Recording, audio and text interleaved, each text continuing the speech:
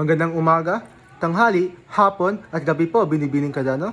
Ako nga pala ay si Datu Ansel Rais Norman Sinso Jainal mula sa Grade 11 Section Brother Felix Amancio.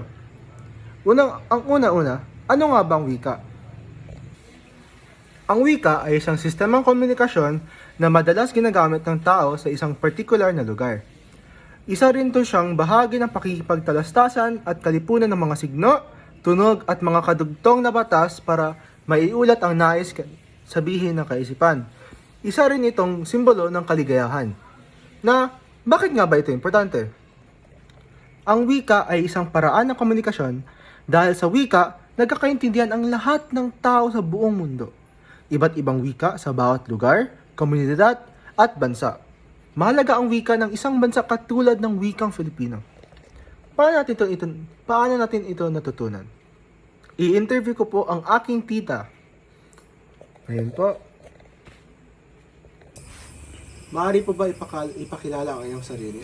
Ako po si Bay Fausia Fatima Sinsuat Ambulodto, isa pong residente ng Cotabato City. So, maaari po ba akong tumanong ng 5 questions po? Oo naman. Ang aking unang tanong po ay, ano ang wikang ginagamit sa pakikipag-ugnayan sa bawat isa?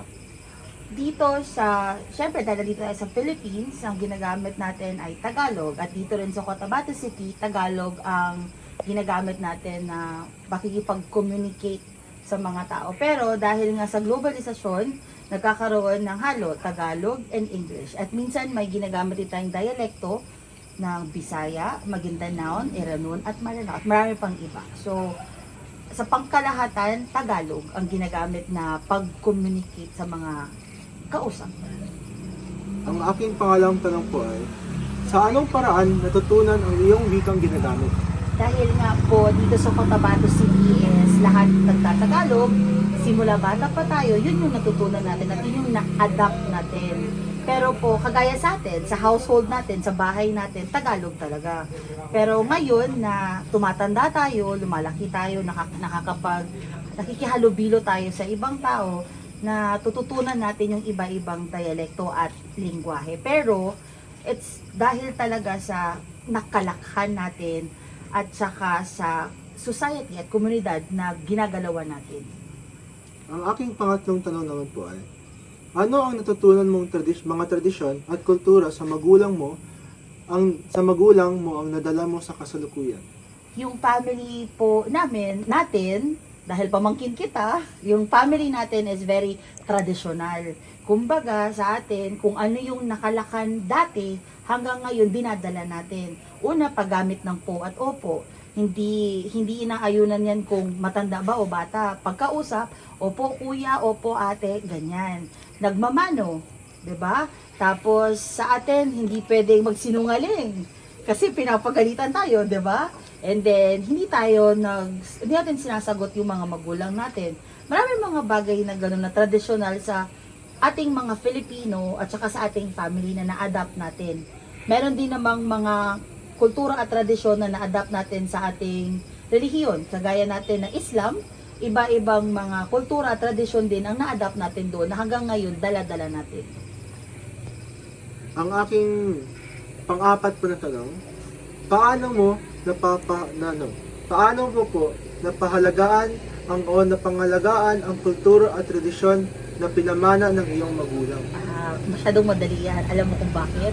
Kasi yung family natin is very tight-knit. Kumbaga, close tayo masyado, 'di ba? Halos nakita na namin kayo lumaki hanggang ngayon, nasusubaybayan namin kayo. So kung ano yung natutunan namin sa mga magulang namin, pinapasa namin sa inyo. Na nakikita rin naman namin na nagagamit ninyo. Kaya sa atin parang cycle. Ano bang cycle sa Tagalog? I don't know, but it's a cycle of life talaga. Kung ano yung natutunan ng mga magulang natin sa mga magulang nila, napasa sa atin, pinapasa naman namin ngayon sa inyo. Ganun. At ang aking panglima at huling tanong po, ano ang maaari mong gawin upang maisulong ang iyong wikang kinagisnan? Opo. Bigyan ng halaga. Siyempre ngayon, sabi ko nga kanina, globalisasyon. Lahat tayo nanonood ng Netflix, di ba? Lahat tayo on YouTube, lahat tayo TikTok.